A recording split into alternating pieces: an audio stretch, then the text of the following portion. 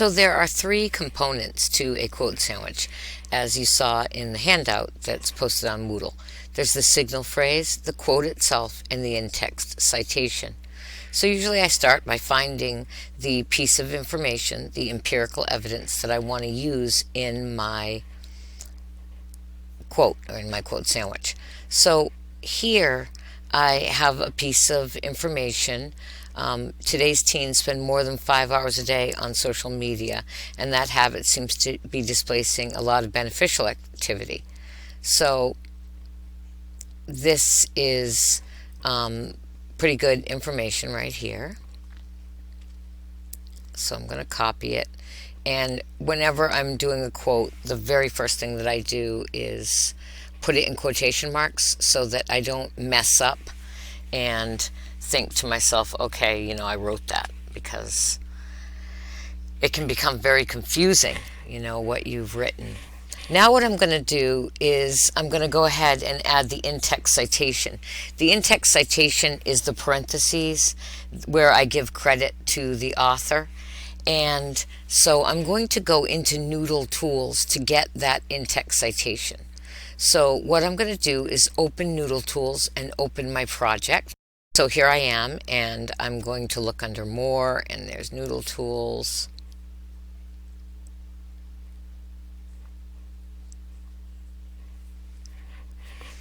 And I've got to authenticate.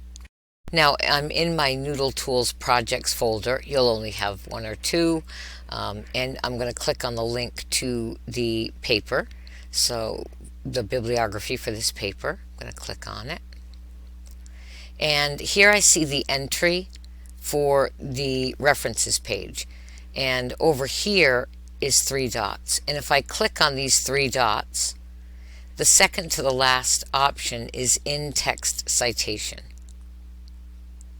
So you'll see that here in this text box right here, you're given the in-text citation for the source. So that's the in-text citation. It's the author's last name, comma, space, and the year. So I'm going to go ahead and copy that. I can close. And I'm going to go back and paste that into my document right here. And now I'm going to take the period out, because the period doesn't belong within the quotes. In this situation, you save the period for after the parentheses to indicate the parentheses belong to this sentence. You would, if there were a question mark here, you could include that. You'd leave that there, but you won't have a comma and you won't have a period. You'll just move the period to follow the parentheses. Now what I have to do is I have to give credit to the source, and that's what the signal phrase is. And as you saw, and I've mentioned before, and you saw in the handout, the purpose of the signal phrase is to build up the credibility of the source, so that your reader is more convinced, because they perceive this person, the source of the information or organization or group of writers, to be credible. So in this case, the person who's saying this is the same person who wrote the article. And I'll give you an example in a minute of when it's different than that. But right now, I need to say that my source is Derek Thompson. So I'm going to say, and we're going to pretend this is the first time I've used this quote, or this source, excuse me, in my paper. So as you saw in the handout, the first time you use a source, you introduce them more comprehensively. You give all of the credentials and all the information. After that, you refer back to them by their last name. Even women, just the last name. Okay, so I'm going to say, according to Derek Thompson, that's the author of the article, And I need to find out about Derek Thompson, who he is. And the reality of that is sometimes you have to go investigate, you have to Google, you have to search. If that information isn't available for you, then you have to actually, go ahead and use the internet. So I know Derek Thompson is a writer for The Atlantic. So I'm going to just Google, I'm going to add a tab up here and Google the question, who is Derek?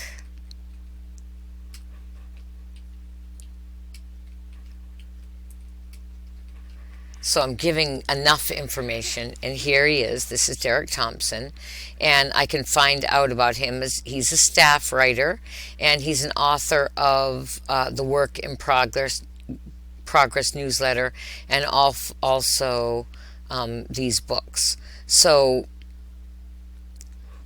this is right from the Atlantic site. So I'm going to go ahead and take this, and I'm going to bring it over here, and I'm going to sort of try to sort of amalgamate this information. I'm going to try to sort of combine it.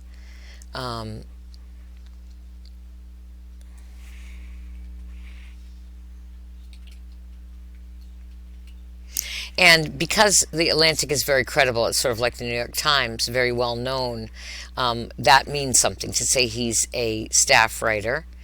And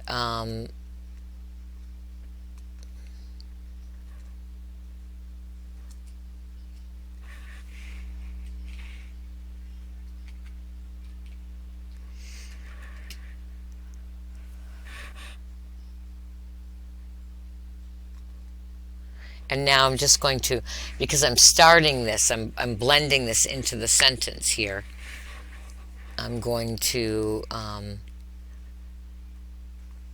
and over here, because I'm using the names of books, they're going to get italicized.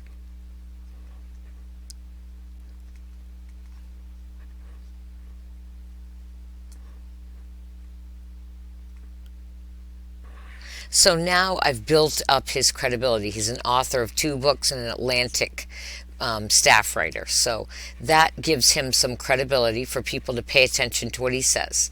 According to Derek Thompson, Atlantic staff writer and author of the books Hitmaker and On Work, Today's Teens. And now what I'm going to do is I'm going to trim up this quote. I'm going to decide where to begin and where to end and how to make it flow well. So I don't want the but here. Today's teens spend more than 5 hours daily on social media, and that habit seems to be displacing quite a lot of beneficial activity.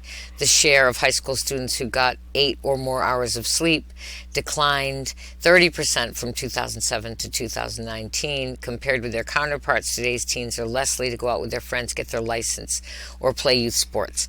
So as I look at this, I think to myself, the talking about, these activities is not that important to me. It's really not as empirical evidence. It's not sort of factual. So I'm going to go ahead and trim that part of the quote. I'm just going to remove it. And that makes it, to me a little bit more concise and a little bit, and makes it work better. Also, I made this a small t because I don't want the reader to think this is a whole new sentence. So we've got this incorporated, and this now is a quote sandwich. So that is how we create a quote sandwich. Now, if you have a quote that is from a different person is providing the information than the author, in this case it's the same, you want to remember that in the quote sandwich, the in-text citation is where you found the information, and in the quote sandwich it's who said it.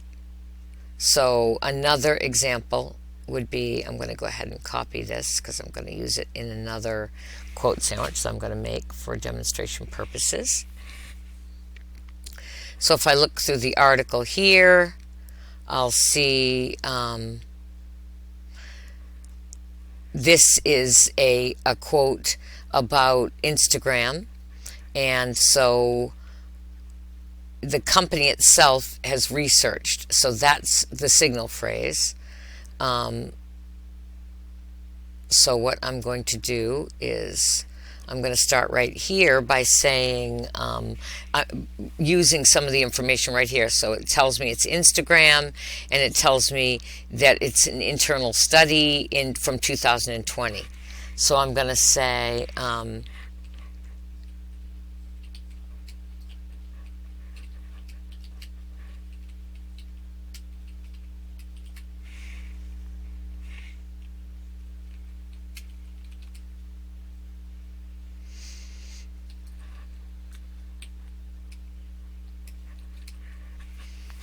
and then I have this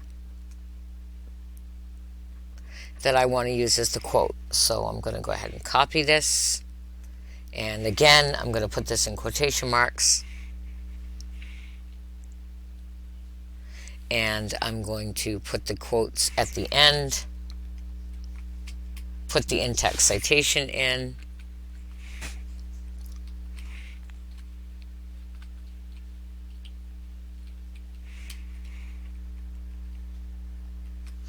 And then I'd go ahead again and clean this quote up to make sure that it flows well.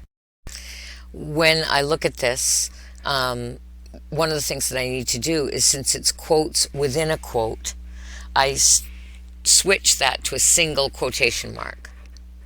So when I have quotes that contain a quote, we turn the existing quotes into single quotations.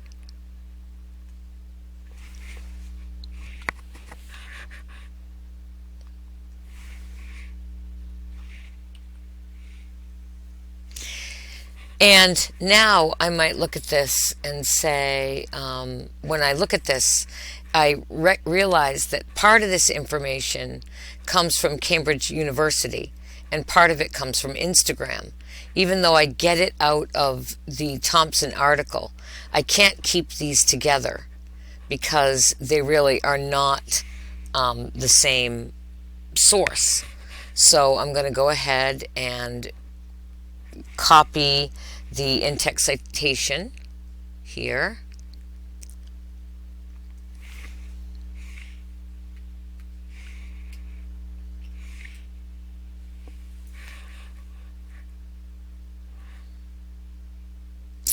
And then, let's see.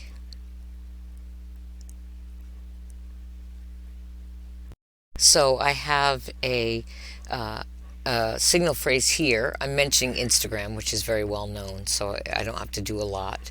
But I'm also mentioning that it's a 2020 study, so it's recent, and that it's an internal study. So I'm letting the reader know that's where this information comes from, so that the reader will take it seriously. It's an internal study done by Instagram itself.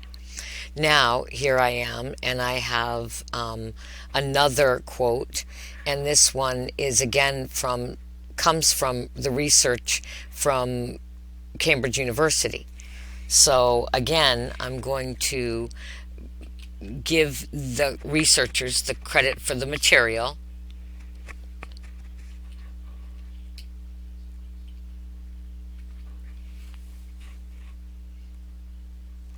And that is the fact that they're researchers and they're from Cambridge University is sufficient for a signal phrase. You can see that I'm sort of repurposing Thompson's own the signal phrases that Thompson used. So you can see that even in journalism, authors do use signal phrases in order to build up credibility.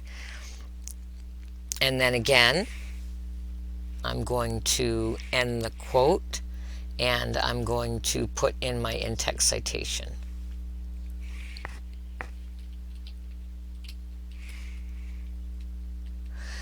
So this is how you build up these quote sandwiches. And quote sandwiches are essential in the next step in our writing, which is creating these supporting points. So the quote sandwiches are the way that we package up the expert evidence. The next step is to integrate that expert evidence into your own claim. which we will do in the next stage of the writing process.